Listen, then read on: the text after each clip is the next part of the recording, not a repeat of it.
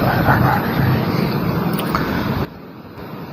الحمد لله رب العالمين والصلاة والسلام على أشرف الأنبياء وسادة الأتقياء وسيد المرسلين خاتم النبيين محمد وعلى آله وأهل بيته وصحبه أجمعين سبحان الذي أسرى بعبده ليلا من المسجد الحرام إلى المسجد الأقصى الذي باركنا حوله لنريه من آياتنا إنه هو السميع البصير صدق اللہ العظیم۔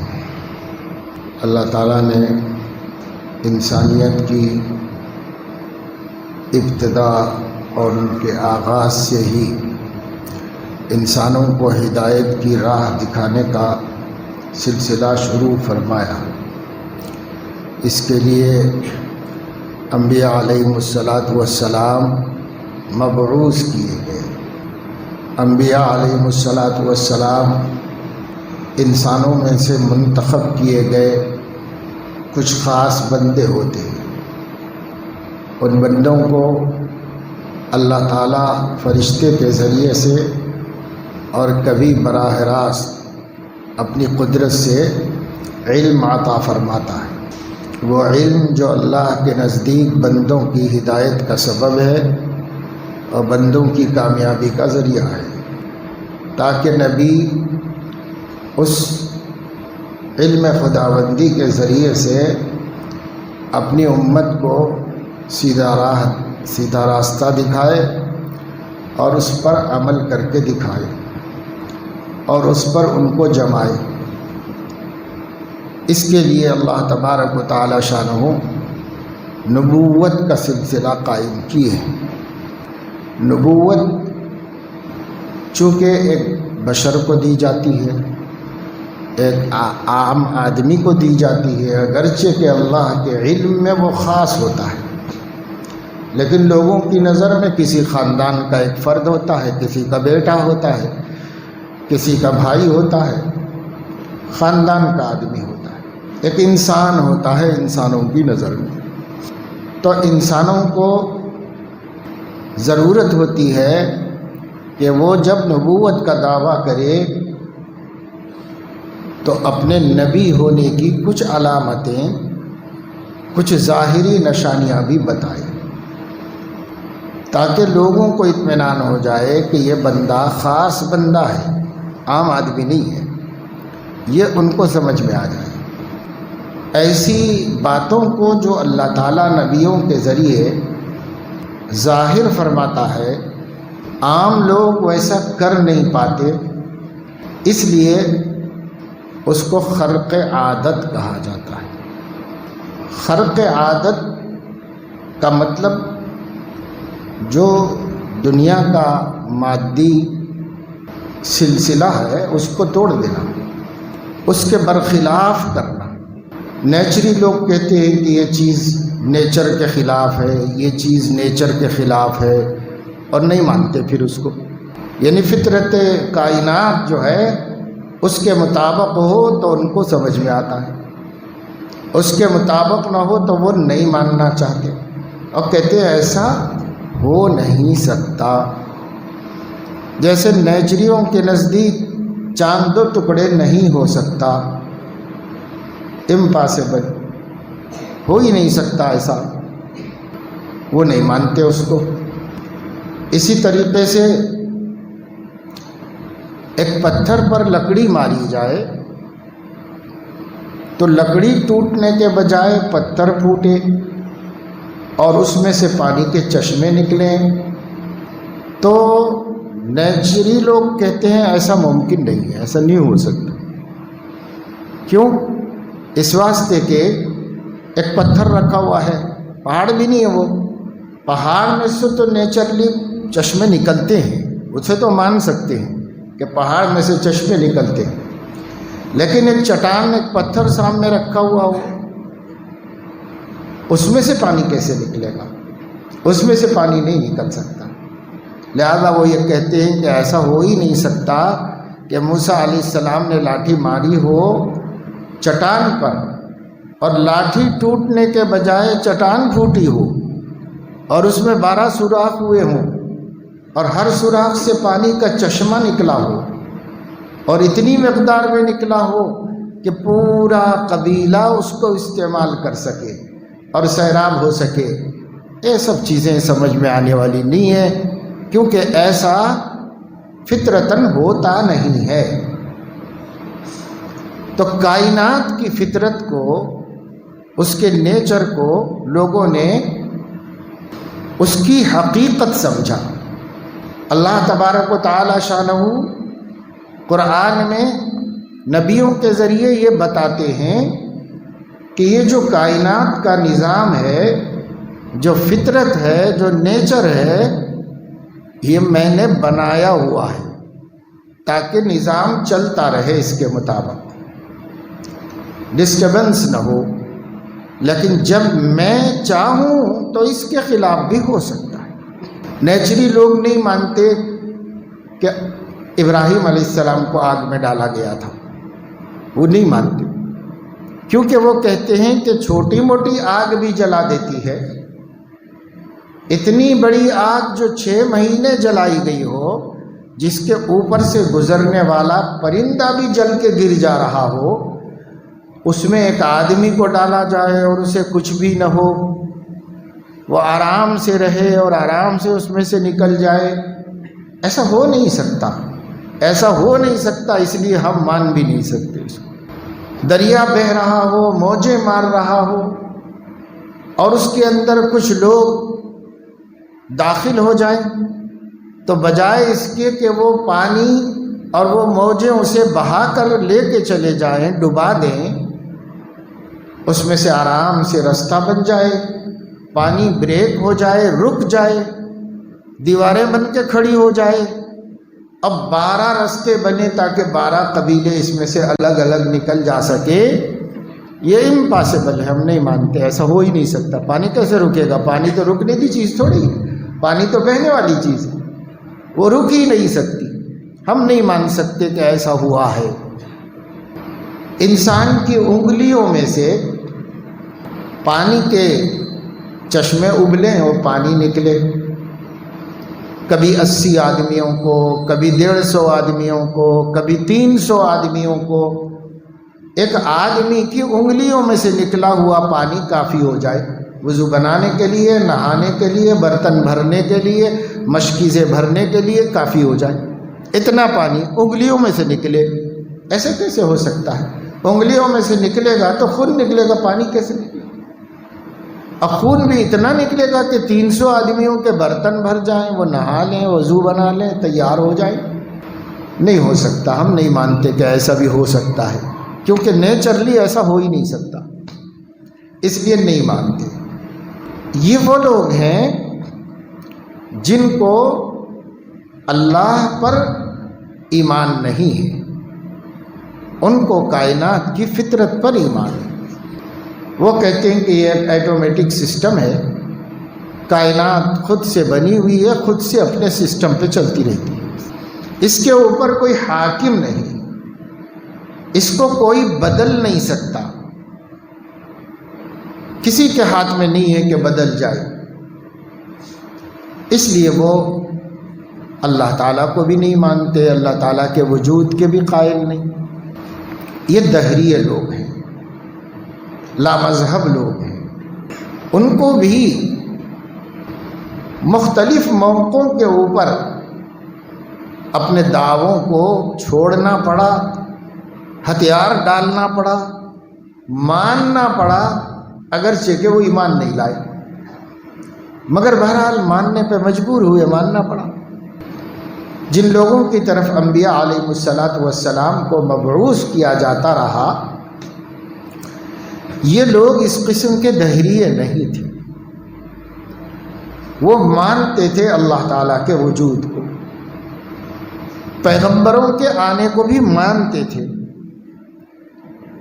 لیکن ایک آدمی ہمارے خاندان کا اچانک نبی ہونے کا دعویٰ کر دے تو کوئی ثبوت بھی تو ہونا چاہیے، تو وہ کسی خرق عادت کے مطالبے کرتے تھے ٹھیک ہے آپ نبی ہیں اور آپ کا اللہ سے خاص تعلق ہو گیا ہے، اب اللہ آپ کو پیغام دینے لگا ہے، تو ٹھیک ہے اللہ تعالیٰ سے بول کے آپ ایسا کر کے بتائیے، ایسا کر کے بتائیے۔ کیا کر کے بتائیے؟ وہی جو نیچرلی نہیں ہو سکتا وہ کر کے بتائیے، جو فطرتاً نہیں ہو سکتا وہ کر کے بتائیے، کیونکہ وہ سمجھتے تھے کہ اگر یہ اللہ سے تعلق رکھتے ہیں تو اللہ ایسا کر سکتا ہے۔ اللہ کے قادر ہونے پر ان کو شک نہیں ہوتا، وہ مانتے تھے کہ اللہ ہے اور اس کو بہت قدرت ہے، وہی آسمان زمین سورج چاند ہر چیز کا مالک و خالق ہے، اس کا پتہ تھا، اس لیے وہ مانگ کرتے تھے۔ اور جب نبی ایسا کوئی معجزہ دکھا دیتا تو سمجھدار لوگ مان بھی لیتے تھے، ضدی لوگوں کو کوئی دوسری بات بیچ میں آ جاتی تھی، وہ یہ کہ وہ یہ سمجھتے تھے کہ یہ آدمی جھوٹا ہے، نہیں کر کے بتا سکتا یہ، مگر اس نے کر کے بتا دیا، تو ان کو پہلے بھی ماننا نہیں تھا، بعد میں بھی نہیں مانی، اس لیے ان لوگوں نے نہیں مانا، نہیں تسلیم کیا۔ اس لیے حضرت صالح علیہ السلام کو اللہ رب العزت نے جب انہوں نے اللہ سے ایسا مطالبہ کیا قوم کی طرف سے جو ممکن نہیں ہے کہ ایسا ہو جائے، اونٹ سے اونٹ پیدا ہوتے، پتھر سے اونٹ نہیں پیدا ہوتے، جاندار چیز نہیں پیدا ہوتی، لیکن ان لوگوں نے کہا کہ اگر آپ نبی ہیں تو ہماری آنکھوں کے سامنے دن دھاڑے اس چٹان میں سے زندہ اونٹنی نکال کے دکھائیے۔ ٹھیک ہے کوئی نہیں کر سکتا مگر اللہ تو کر سکتا ہے، اور اللہ آپ کا دوست ہے، اللہ آپ سے بات کر رہا ہے، آپ کو اللہ تعالیٰ نبی بنایا ہے، تو اللہ تعالیٰ سے بولیے کہ وہ اپنی قدرت دکھائے ہم کو، تاکہ ہم مانیں کہ آپ اللہ کے نبی ہیں۔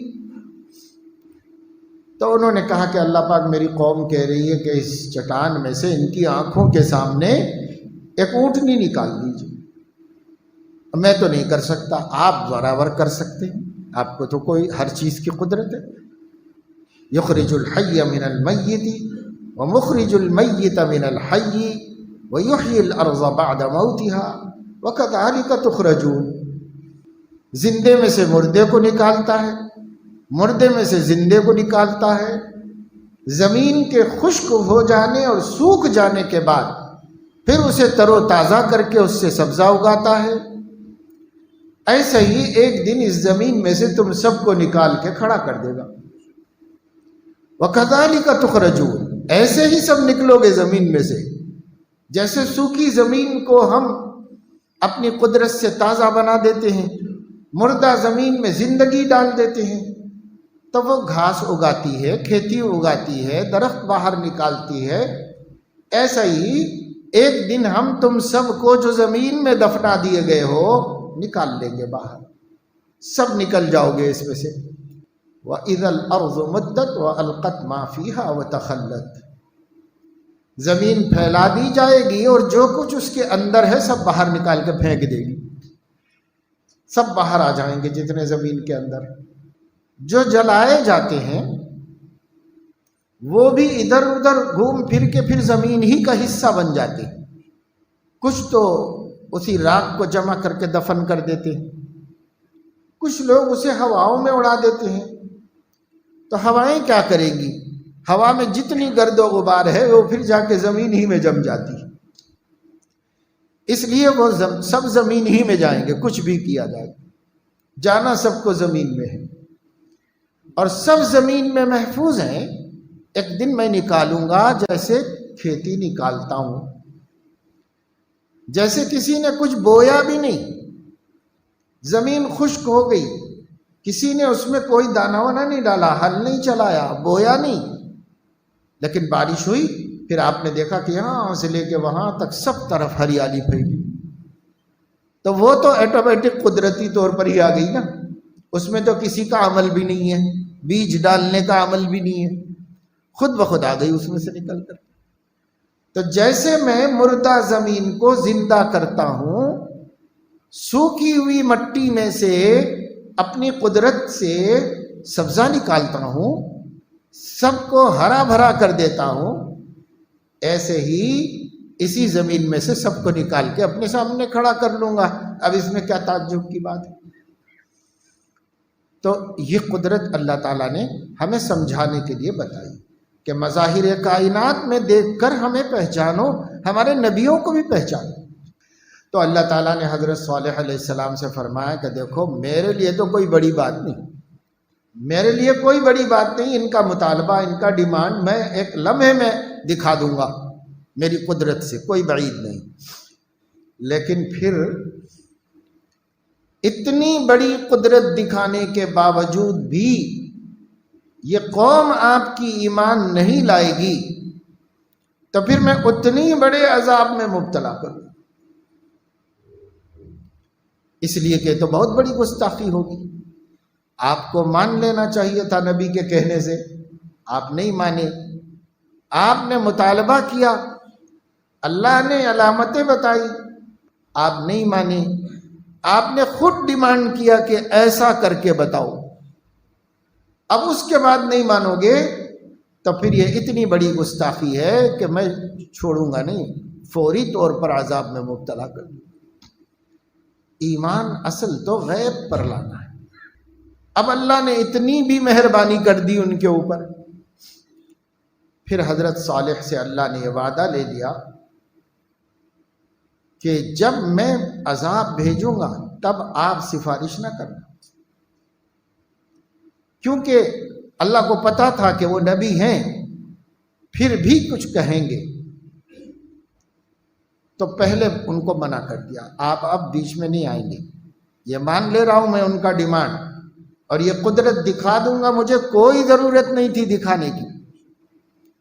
نہ مانے وہ جہنم میں جائیں، مانے ان کے لیے نعمتیں ہیں، میرا کیا جا رہا ہے، لیکن پھر بھی بتا دے رہا ہوں عذرا ہے خیر خواہی۔ اس کے بعد میں عذاب بھیجوں گا تو آپ سفارش نہیں کریں گے، دعا نہیں کریں گے، بیچ میں نہیں آئیں گے۔ ان کو پابند کر دیا، لوگ جمع ہو گئے، عین دن کے وقت میں وہ چٹان، پہاڑ کا ایک حصہ، بڑا پتھر، وہ پھٹا، اور اس کے تڑکنے کے بعد اس کے اندر سے، درمیان میں سے ایک 10 مہینے کی گابھن اونٹنی نکل کر کے آ گئی۔ اب باہر نکل کے کھانے پینے چرنے، جیسے ہر اونٹنی ہوتی ہے ویسے ہی وہ بھی اس میں سے پیدا ہو کے آ گئی۔ اللہ نے فرمایا اپنی قوم سے کہہ دو کہ یہ اللہ کی قدرت سے پیدا ہونے والی اونٹنی ہے، اس لیے اس کا نام ناقۃ اللہ ہے۔ ناقہ اونٹنی کو کہتے ہیں، نسبت اللہ کی طرف کرتے ہیں، کیونکہ معمول کے مطابق، نیچر کے مطابق نہیں، قدرت کا اظہار کر کے پیدا کی گئی۔ ہذہ ناقۃ اللہ لکم آیۃ فذروها تأکل فی الارض ولا تمسوها بسوء فیأخذکم عذاب قریب۔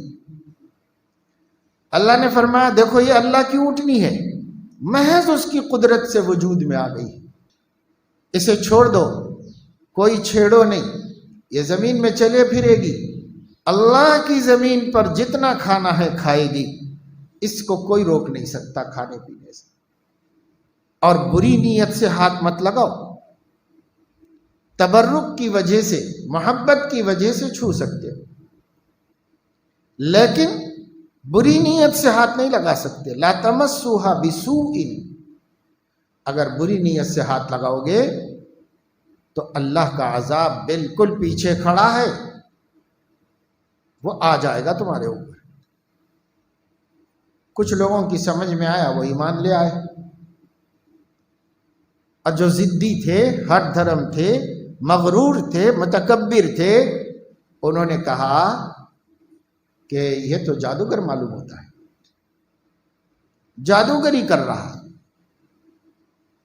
ارے بھائی جادو صرف آنکھوں کو دھوکہ دے سکتا ہے، جادو حقیقت کو تبدیل نہیں کر سکتا۔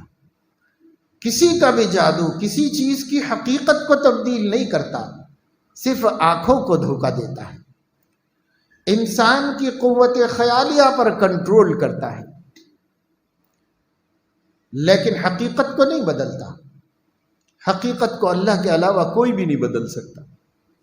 یہ تو حقیقت بدلی، پتھر ٹوٹا اور پتھر میں سے زندہ گابھن اونٹنی نکل آئی۔ ایک عورت تھی قوم سمود میں، بہت حسین خوبصورت تھی اور بہت مالدار بھی تھی، پیسہ بھی اللہ نے اس کو بہت دیا تھا، حسن بھی بلا کا اللہ نے اس کو عطا فرمایا تھا۔ ہر حریص آدمی پیغام بھیجتا تھا، اتنی مغرور تھی کہ کسی کا پیغام قبول نہیں کرتی تھی، یعنی کسی کو بھی اپنے برابر کا نہیں سمجھتی تھی، سب کو رد کرتی تھی، سب کو رد کرتی تھی۔ بہت بڑے بڑے مالداروں نے کوشش کی، ان کو رد کر دیا، بہت بڑے بڑے حسینوں نے کوشش کی، ان کو رد کر دیا۔ غرور بھرا ہوا تھا اس کے دل میں، مگر کافرہ تھی، بے ایمان تھی۔ اس نے اس دن اعلان کیا کہ جو کوئی نوجوان ناقۃ اللہ کو ذبح کر دے گا، اللہ کے اس معجزے سے چھیڑ چھاڑ کرے گا اور اس کو ذبح کر دے گا، تو میں اپنے کو بھی اس کے حوالے کر دوں گی اور اپنا مال بھی اس کو دے دوں۔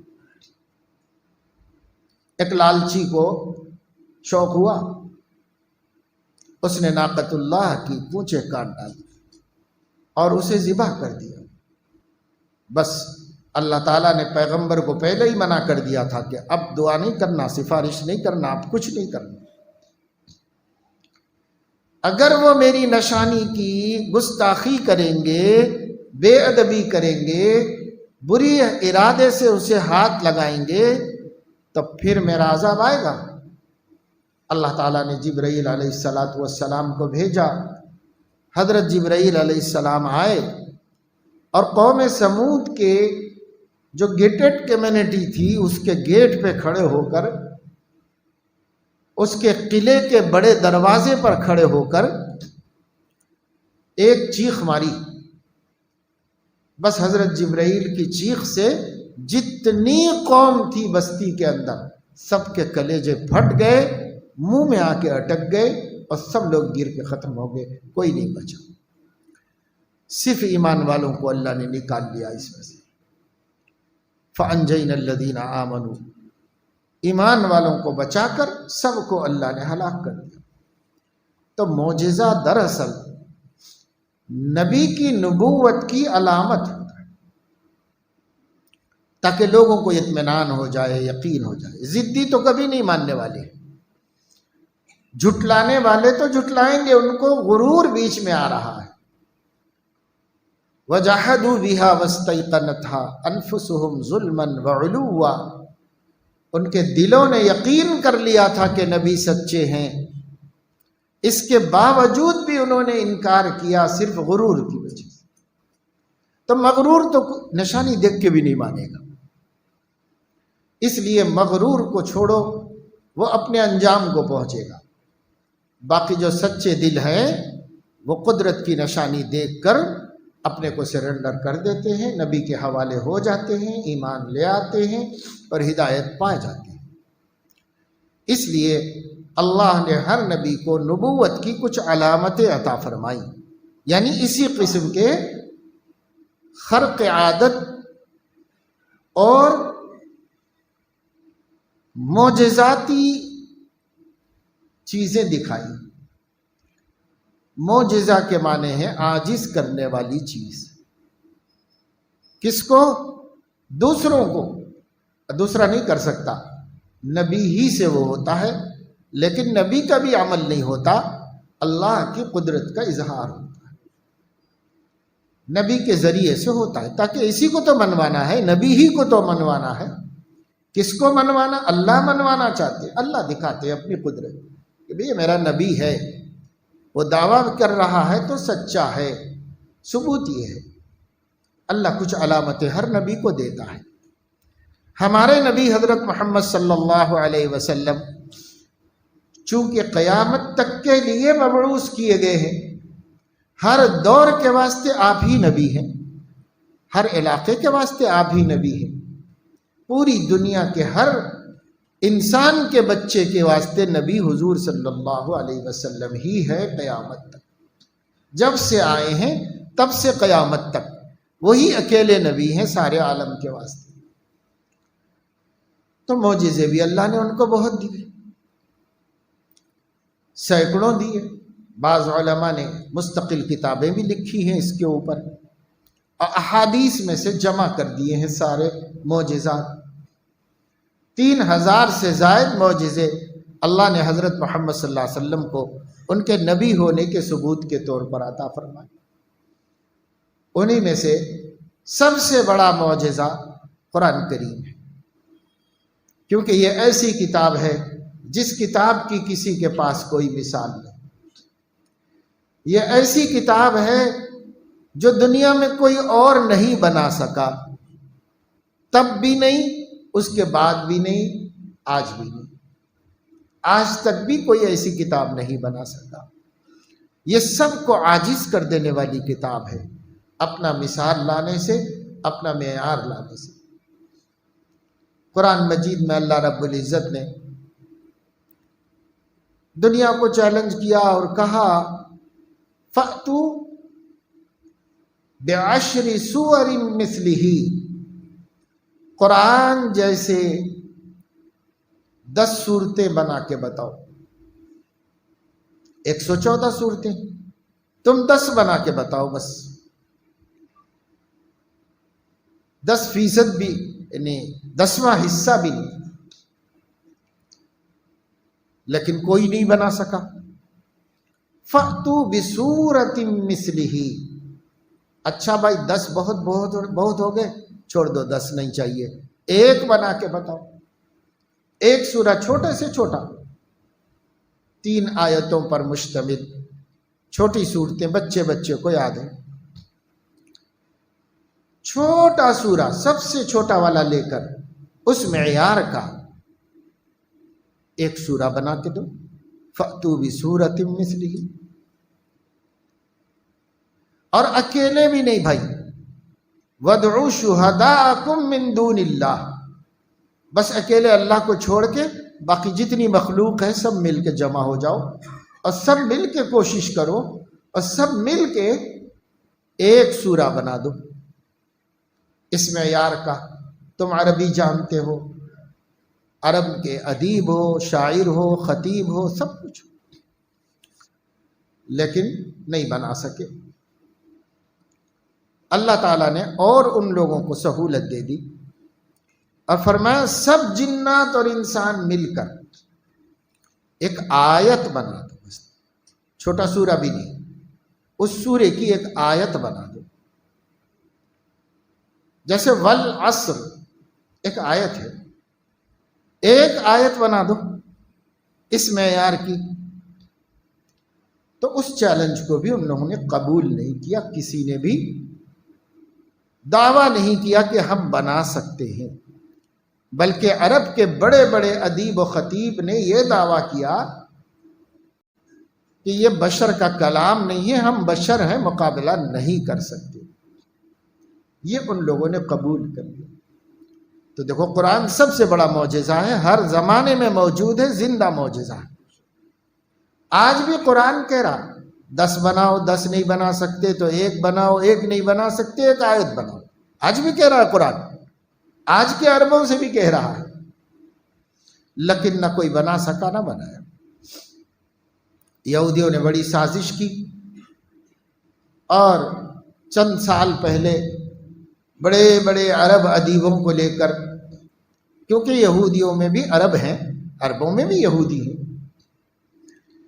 اور عرب یہودی بڑے بڑے زبان کے ماہر بن کر، لیکچرر، پروفیسر بن کر، PhD کر کے عربی زبان میں خوب زور لگایا اور فرقان الحق کے نام سے ایک کتاب لکھ کر کہا کہ اصل قرآن تو یہ ہے،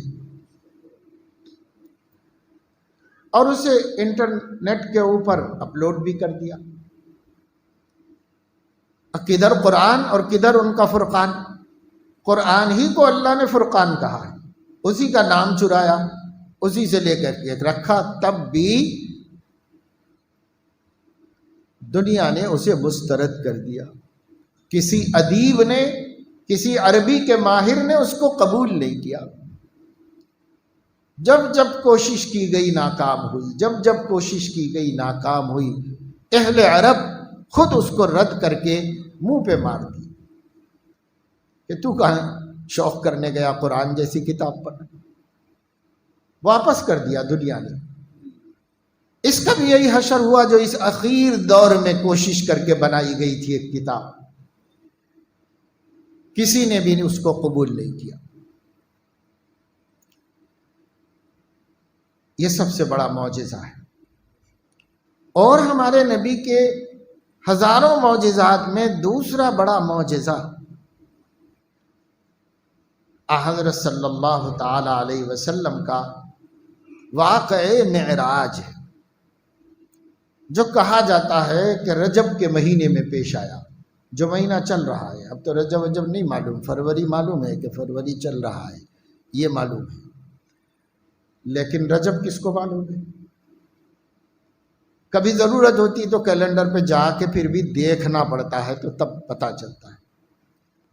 اسلامی کیلنڈر کے اعتبار سے یہ کیلنڈر کا 7واں مہینہ چل رہا ہے، اور 7واں مہینہ رجب کہلاتا ہے۔ 8واں مہینہ شعبان ہے، اس کے بعد 9واں مہینہ رمضان ہے جو آ رہا ہے، ذی الحج 12واں مہینہ ہے، محرم پہلا مہینہ ہے۔ یہ ہمارے مہینوں کی ترتیب ہے اسلامی کیلنڈر میں۔ تو رجب کا جو مہینہ چل رہا ہے، اس مہینے میں حضور علیہ السلام کو یہ معجزہ دیا گیا۔ یہ بھی آپ کی نبوت کی علامت ہے، نبوت کی علامت کے طور پر یہ معجزہ دیا گیا، اور یہ معجزہ قرآن کریم میں اسراء کہلاتا ہے۔ اسراء اخیر میں حمزہ، اور اسی نام سے قرآن کریم میں ایک سورت بھی ہے، اس کو بنی اسرائیل بھی کہتے ہیں، سورۃ الاسراء بھی کہتے ہیں، اور حدیث کی زبان میں اس کو معراج کہا جاتا ہے۔ معراج کا مصدر عروج ہے، عروج بلندی کو کہتے ہیں، بلندی کی طرف جانے کے سورس کو، ذریعے کو معراج کہتے ہیں۔ اس میں ظرف ہے، اوپر جانے کی چیز جس کے ذریعے، آپ اس کو سیڑھی کہیے، اسٹیئر کیس کہیے، کچھ بھی کہیے، اوپر جانے کا جو ذریعہ ہوگا، لفٹ ہوگا، وہ بھی اوپر جانے کا ذریعہ ہے، اس کو معراج کہتے ہیں۔ عروج بلندی کو کہتے ہیں، عروج تک پہنچنے کے ذریعے کو معراج کہتے ہیں۔ اور اسراء کہتے ہیں رات کے وقت میں سفر کرنے کو۔ چونکہ حضرت علیہ السلام کو یہ جو معجزہ دیا گیا، معجزہ اس لیے ہے کہ دنیا کا تو سفر کیا ہی، دنیا کا سفر بھی ایسا کیا کہ کوئی نہیں کر سکتا، اس لیے معجزہ ہے۔ مسجد حرام سے مسجد اقصیٰ تک دنیا میں سفر کیا۔ مسجد حرام وہ مسجد کا نام ہے جو مکہ مکرمہ میں ہے۔ ان اول بیت وضع للناس للذی ببکۃ مبارکا، بکہ مبارکہ قریش کی لغت میں میم کو با پڑھا جاتا ہے۔ اب جو قرآن ہمارے پاس محفوظ ہے، لغت قریش پر محفوظ ہے، للذی ببکۃ مبارکہ یعنی مکہ مبارکہ۔ مختلف لغتوں میں حروف کے آواز بدلتی ہے۔ قریشی جو ہے بکہ کہتے ہیں، تو بکہ مبارکہ یعنی مکہ مکرمہ۔ ساری دنیا کے علماء کے نزدیک مکہ سے مراد یہ مکہ ہی ہے۔ مکہ شہر میں جو گھر ہے وہ پہلا گھر ہے جو انسانیت کو بندگی کے واسطے اللہ نے بنا کے دیا، اور فرشتوں نے بنایا، انسانوں سے پہلے ہی بنا، فرشتوں نے بنایا۔ پہلے انسان جب دنیا میں وجود میں آئے اور اکھنڈ بھارت کی سری لنکا میں اترے ایک پہاڑی کے اوپر، اور پھر وہاں زندگی گزاری، تو احرام باندھ کر حضرت آدم یہاں سے مکہ گئے، تو مکہ تھا نا، کعبۃ اللہ تھا، اسی کا طواف کرنے کے لیے تشریف لے گئے۔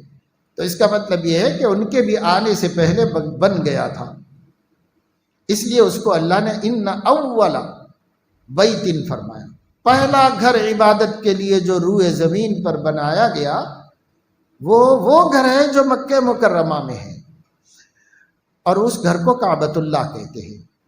کعبۃ اللہ ہی کا نام مسجد حرام ہے۔ بعد میں اس میں چونکہ اتنے لوگ نماز نہیں پڑھ سکتے تھے تو اطراف بھی مسجد بنائی، یہ وہ ایکسٹینشن ہے، اور کعبۃ اللہ مسجد حرام ہے، اس کا ایکسٹینشن بھی مسجد حرام ہے، مطاف بھی مسجد حرام ہے، اطراف میں بنی ہوئی عبارت بھی مسجد حرام ہے، اور اس کے بعد اس سے لگا ہوا جو صحن ہے وہ بھی مسجد حرام ہے۔ لیکن یہ پہلے نہیں بنی تھی، فرشتوں نے جتنا بنایا وہ اتنا ہی۔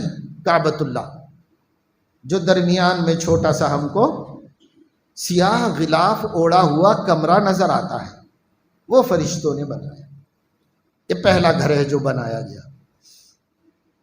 اس کے 40 سال کے بعد فرشتوں ہی کے ذریعے سے ملک شام میں مسجد اقصی بنائی گئی۔ وہ پہلی مسجد، یہ دوسری مسجد، دونوں کے درمیان 40 سال کا فاصلہ ہے، اور یہ بھی پہلے فرشتوں نے بنائے اور یہ بھی پہلے فرشتوں نے بنائے۔ حضرت ابراہیم و اسماعیل علیہ السلام نے اس مسجد کو دوبارہ بنایا، وہ ریکنسٹرکشن ہے، وہ پہلے نہیں، پہلے فرشتوں نے بنایا، اور اسی گھر کا طواف کرنے کے لیے حضرت آدم علیہ السلام احرام باندھ کے تشریف لے گئے تھے اور حج ادا کیا تھا۔ اس گھر کو دوبارہ حضرت ابراہیم کے ذریعے، حضرت اسماعیل کے ذریعے بنوایا گیا، اور تیسری مرتبہ حضور علیہ السلام کی جوانی میں بعثت سے پہلے اہل مکہ نے بنایا، اور چوتھی مرتبہ اس کے اندر ترمیم کی حضرت عبداللہ ابن زبیر رضی اللہ عنہ نے اپنی گورنری کے زمانے میں۔ پھر حجاج نے ڈھا دیا، پھر اس کو جیسا تھا ویسا بنایا گیا، اور اب ہمیشہ کے لیے اسی طریقے سے قائم۔ اسی طرح فرشتوں ہی نے مسجد اقصی بنائی تھی 40 سال کے بعد، پھر اسے حضرت داؤد علیہ السلام نے کام کا آغاز کیا، سلیمان علیہ السلام نے تکمیل کروایا، اور ان کے وصال کے بعد جنات کے ذریعے وہ مکمل بنی۔ پھر بعد میں مختلف دور کے حکمرانوں نے اس کا ایکسٹینشن کیا اور اس کی ریکنسٹرکشن کیا، پھر اسی طریقے سے کام ترکیوں نے کروایا۔ حرم شریف کی مسجد میں بھی ترکیوں نے اپنے دور میں تعمیرات میں اضافہ کروایا، یہ سب بعد کی تاریخیں ہیں۔ اصلاً پہلے فرشتوں نے بنایا مسجد حرام کو، اس کے 40 برس کے بعد اللہ کے حکم سے مسجد اقصی بنائی گئی۔ تو ایک مسجد مکے میں بنائی گئی جو دنیا کی سب سے بلند ترین جگہ ہے، جغرافیائی اعتبار سے، سطح سمندر سے سب سے اونچی جگہ دنیا کی وہ مکہ ہے، سب سے بلند جگہ پر پہلی مسجد بنائی گئی، اور دوسری مسجد اللہ تعالیٰ نے بنوائی اس جگہ پر جس جگہ کو اللہ رب العزت نے کائنات کے نظام کا مرکز بنایا ہے۔ وہ ہے ملک شام، جس کو اب سیریا کہتے ہیں، اور چھوٹی چھوٹی حکومتوں میں تقسیم ہو گیا ہے، لیکن وہ سب ملا کے ملک شام ہے، قرآن کی زبان میں اور حدیث کی زبان میں۔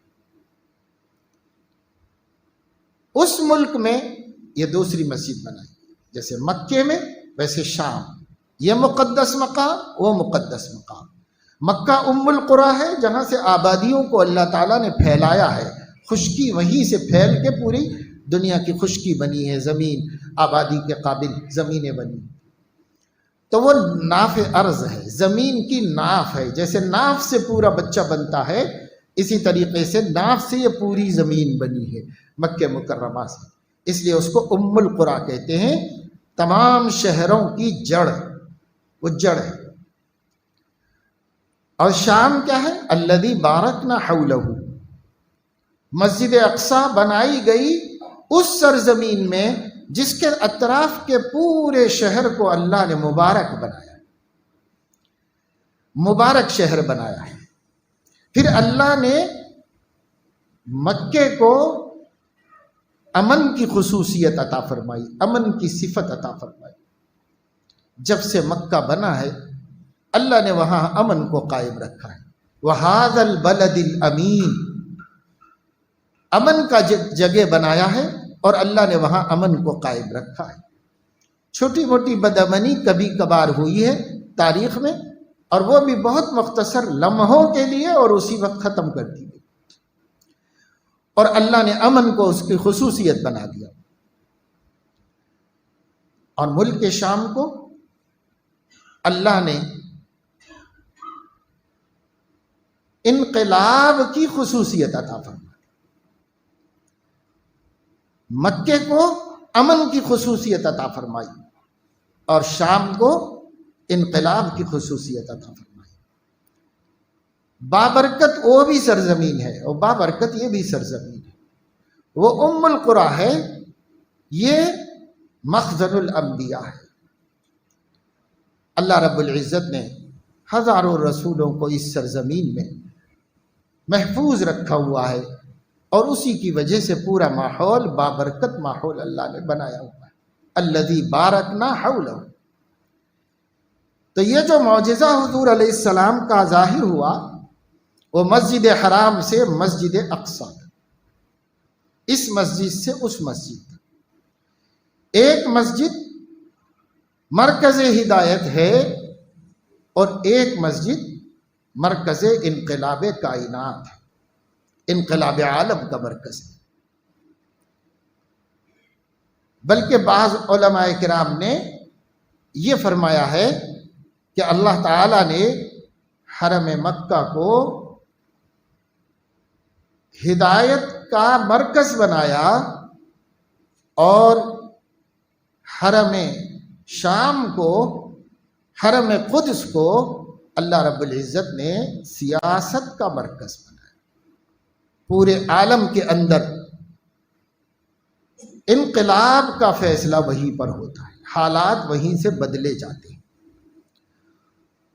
اور ہمارے ایک بہت محقق عالم دین حضرت مولانا طلحہ صاحب دامت برکاتہم نے تو یہ نکتہ بھی بیان کیا ہے کہ حضور علیہ الصلاۃ والسلام کو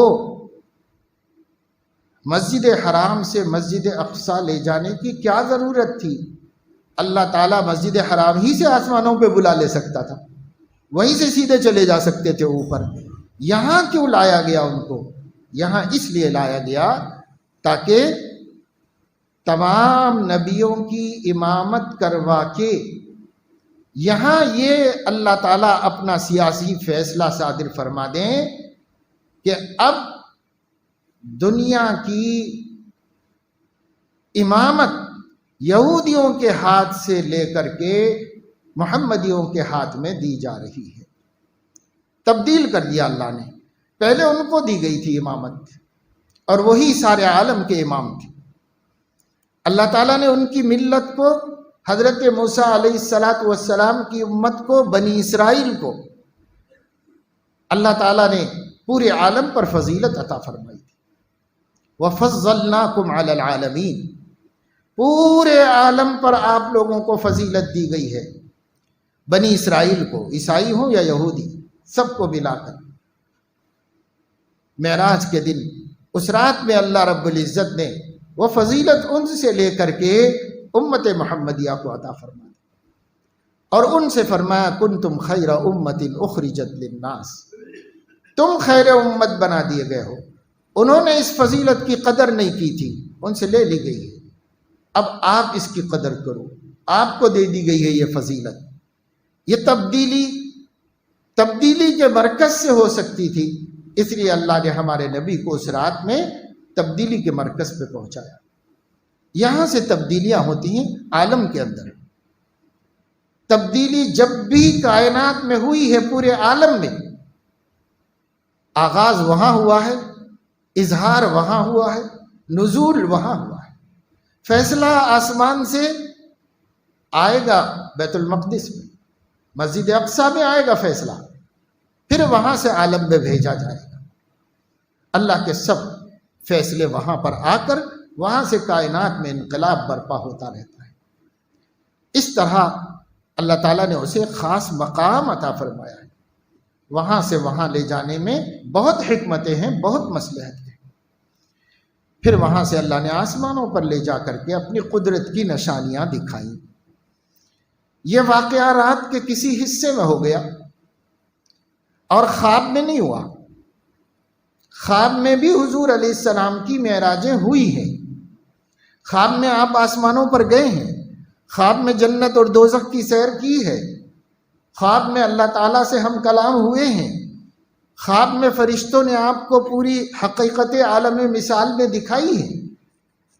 ایسا متعدد مرتبہ ہوا ہے، لیکن ایک دفعے خواب میں نہیں، بیداری میں جسم و جان کے ساتھ حضور علیہ السلام کا یہ واقعہ ہوا ہے۔ فرشتہ آیا، آپ کو ام ہانی کے مکان میں سے نکال کر حتیم میں لے گیا۔ حتیم میں آپ علیہ السلام کا قلب مبارک نکالا گیا اور اسے زمزم کے پانی میں دھویا گیا۔ اب پھر اس کو اپنی جگہ پہ سیٹ کیا گیا، پھر جنت سے لائی گئی ایک سواری پہ بٹھایا گیا، اور اس سواری پر ایک تیز رفتار سفر ہوا، بجلی کی طرح۔ اس سفر میں جگہ جگہ تاریخی مقامات پر آپ کو اتارا گیا، پھر وہاں سے مسجد اقصیٰ پہنچ گئے۔ مسجد اقصیٰ میں تمام انبیاء کو اللہ نے جمع کیا، چونکہ آپ نبی الانبیاء اور امام الانبیاء ہیں، اس لیے سب کو جمع کیا۔ وہاں باجماعت نماز آپ نے پڑھائی اور سب نبیوں نے آپ کی اقتداء کی۔ پھر حضور علیہ السلام کو پہلے آسمان پہ، دوسرے، تیسرے، چوتھے، پانچویں، چھٹے آسمانوں پر لے جایا گیا۔ ہر آسمان پر آپ کو سیر کرائی گئی، نبیوں سے ملاقات ہوئی، حالات دکھائے گئے۔ پھر حضور اکرم صلی اللہ تعالی علیہ وسلم کو اعمال، نیک اعمال کے اچھے انجام اور برے اعمال کے برے انجام کی کچھ جھلکیں دکھائی گئی۔ آپ نے اپنی آنکھوں سے سب دیکھا۔ پھر آپ عرش معلیٰ تک پہنچے اور صریف الاقلام سے بھی آگے چلے گئے، جہاں تقدیر کی کتاب سے فرشتے صحیفے لکھتے ہیں، وہاں سے بھی آگے گئے، تنے تنہا گئے، جہاں تک جبرائیل نہیں جا سکتے تھے وہاں بھی گئے۔ تفصیل سیرت کی کتابوں میں موجود ہے، حدیث کی کتابوں میں موجود ہے، پڑھنا چاہیے، مسلمانوں کو جاننا چاہیے۔ ہم صرف یہ بتانا چاہ رہے ہیں کہ یہ ایک معجزہ ہے، لوگ نہیں کر سکتے ایسا، اللہ نے ان سے کروایا۔ جب آپ صبح کو حرم میں یہ سارا قصہ سنائیں تب بد نصیبوں نے انکار کر دیا کہ ایسا ہو ہی نہیں سکتا، وہی نیچری بات، امپاسبل، ہو ہی نہیں سکتا۔ ارے بھائی، تم سے نہیں ہو سکتا ہوگا، اللہ سے نہیں ہو سکتا؟ اللہ سے تو سب کچھ ہو سکتا ہے، وہ علی کل شیء قدیر ہے۔ اور اللہ ہی نے تو کیا یہ سب کچھ. تو وہاں پر پہنچایا اور پھر اللہ تعالیٰ نے حضور علیہ السلام کو بہت سی اعزازات دیے. ان کی امت کے لیے 50 وقت کی نمازیں فرض کر کے دی. پھر ان میں سے اللہ نے ڈسکاؤنٹ کیا، کمی کی. 50 کے 45 ہوئے، 40 ہوئے، 35 ہوئے، 30 ہوئے، ہوتے ہوتے 5. اللہ تعالیٰ نے فرمایا ما یبدل القول لدی، میں فیصلے بدلا نہیں کرتا. میں بندوں سے 50 نمازیں پڑھوانا چاہتا تھا 24 گھنٹے میں. اب 50 نمازوں سے جو قرب میرا حاصل ہوتا وہ دینا چاہ رہا تھا، لیکن آپ نے کہا کہ بندے ضعیف ہیں، نہیں عمل کر پائیں گے، تو میں اس کو کم کر دیا ہوں. یہ صرف عمل میں کم کیا ہوں اور اجر میں کم نہیں کیا. اجر میں 50 کا 50 ہی باقی رکھا. اس لیے اب آپ کی امت 5 پڑھ لے گی، اجر 50 ہی کا دوں گا، اس میں تبدیلی میں نہیں کروں گا. ما یبدل القول لدی، میں کسی کو کوئی چیز دے کے واپس نہیں لیتا. جب دے دیا ہوں تو دے دیا. اس لیے اللہ نے اس فیصلے کو باقی رکھا. یہ لے کے حضور علیہ السلام آئے دنیا میں اور پھر اس کو لوگوں کے سامنے بیان کیا. بعض لوگوں نے مانا، بعض لوگوں نے نہیں مانا. حضرت ابو بکر نے مانا، ابو جہل نے نہیں مانا. ابو بکر آ کے پوچھنے لگے کہ کچھ آپ نے رات میں پیش آیا ہے، سنائیے. آپ نے سنایا. ایک بات بولتے حضور علیہ السلام کہ میں ام ہانی کے گھر میں سو رہا تھا، تو حضرت ابو بکر کہتے صدقت یا رسول اللہ، آپ بالکل صحیح فرما رہے. پھر 2 فرشتے چھپر پھاڑ کے آئے، صدقت یا رسول اللہ. وہ مجھے اٹھا کے حتیم میں لے گئے، صدقت یا رسول اللہ. ایک جملہ آپ بتاتے، حضرت ابو بکر کہتے صدقتا صدقتا صدقتا، بالکل صحیح فرما رہے ہیں آپ، بالکل صحیح فرما رہے ہیں، بالکل صحیح ہے، شک ہی نہیں اس کے اندر کچھ. اور جب سارا قصہ ختم ہوا تو حضرت ابو بکر نے کہا کہ صدقت یا رسول اللہ. حضور علیہ السلام نے فرمایا وَأَنْتَ صدیق یا ابا بکر، میں تم کو صدیق کا لقب دیتا ہوں. صدیق تصدیق کرنے والا، سچ بولنے والا. حضرت علیہ السلام کی ہر بات کو انہوں نے سچا ثابت کیا، سچا مانا، سچا تسلیم کیا. اور جن کو نہیں ماننا تھا انہوں نے اس کا مذاق بنایا، تماشا بنایا. بعض لوگوں نے آ کر کہا کہ اگر آپ بیت المقدس گئے ہیں تو بیت المقدس میں مسجد اقصیٰ میں کتنے دروازے ہیں، کتنی کھڑکیاں ہیں، کتنے راستے ہیں، کتنے کمان ہیں، ذرا بتائیے تو صحیح. حضور علیہ السلام فرماتے ہیں، صحیح بخاری میں ہے کہ مجھے غصہ آیا اس واسطے کہ کوئی بھی آدمی کہیں جاتا ہے تو کیا یہ سب گن کے لاتا ہے؟ سوال ضد اور عناد اور شرارت پر مبنی تھا. لیکن پھر بھی اللہ کا کرم یہ ہوا کہ اسی وقت اللہ نے مسجد اقصیٰ کو آپ کی آنکھوں کے سامنے کر دیا. آپ نے دیکھ دیکھ کے ہی بتا دیا اسی وقت. جب جواب مل گیا تو عاجز ہو گئے، مگر پھر بھی ایمان نہیں لائے. تو معجزہ اس لیے ہوتا ہے کہ وہ نبی کی نبوت پر یقین کیا جائے، ان کی باتوں کو صحیح مانا جائے اور ان کی باتوں پر عمل کرنے میں کامیابی کا یقین رکھا جائے. ہمارے نبی کے معجزے بھی اسی لیے ہیں اور معراج کا معجزہ بھی اسی لیے ہے. باقی یہ ہے کہ کسی وقت میں برکت کا ہونا کوئی بھی غیر نبی نہیں بتا سکتا. نبی بتائے تو بتا سکتا ہے کیونکہ وہ اللہ کی طرف سے بولتا ہے. دن ہو، رات ہو، ٹائم ہو، اس میں برکت ہے یا اس میں نحوست ہے، یہ ایک غیب کی بات ہے جو نبی کے علاوہ کوئی اللہ کی طرف سے پاتا نہیں اور بولتا نہیں. نبی کو ملتا ہے غیب کا علم، اللہ دیتے ہیں. تو معراج جس رات میں ہوئی، یعنی یہ جو معجزہ جس رات میں پیش آیا، اس رات کا بابرکت ہونا ہمیشہ قیامت تک، اور اس رات میں کوئی فضیلت کا ہونا یا عبادت کا زیادہ کیا جانا بہت ثواب کی بات ہے، ایسا اللہ کے نبی صلی اللہ علیہ وسلم نے کوئی خبر نہیں دی۔ اس لیے آپ کو تو معجزہ مل گیا، یہ آپ کے لیے باعث فضیلت ہو گیا۔ باقی جس رات میں، پہلے تو رات ہی طے نہیں ہے کہ وہ کون سی رات ہے، اور اگر وہ کوئی رات ہے، مثلا جیسے لوگ اب کہتے ہیں کہ وہ 27ویں شب ہے رجب کی، اگر یہ ہے بھی تو اس رات میں کسی فضیلت کا ہونا، ایسی کوئی خبر نبی صلی اللہ علیہ وسلم نے نہیں دی ہے۔ لاکھوں حدیثیں محفوظ ہیں، کہیں بھی اللہ کے نبی نے اس کی فضیلت نہیں بتائی، کسی حدیث میں بھی نہیں آئی ہے۔ اس لیے یہ تو مسلمانوں کو چاہیے کہ جب بھی یہ واقعہ یاد آئے، اپنے کو نمازی بنانے کی فکر کریں، اپنی نمازوں کا جائزہ لیں۔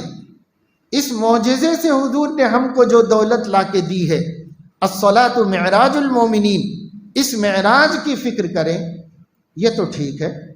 باقی یہ سب نہ کر کے آپ کتنی بھی روشنیاں کریں، کتنے بھی تماشے کریں، کتنا بھی جاگیں گھومیں پھریں، اس سے کچھ بھی ملنے والا نہیں ہے۔ نماز جو حضور لے کے آئے ہیں، اگر وہ آپ نے زندہ نہیں کی تو باقی جشنوں سے کچھ ملنے والا نہیں۔ اس وجہ سے مسلمانوں کو چاہیے کہ جو ہمارے نبی نے ہم کو دیا ہے وہ لے لو۔ ما آتاکم الرسول فخذوہ وما نہاکم عنہ فانتہوا۔ اللہ تعالیٰ اپنے فضل و کرم سے ہمیں اپنے حبیب صلی اللہ علیہ وسلم سے سچی محبت نصیب فرمائے، سچی عقیدت نصیب فرمائے۔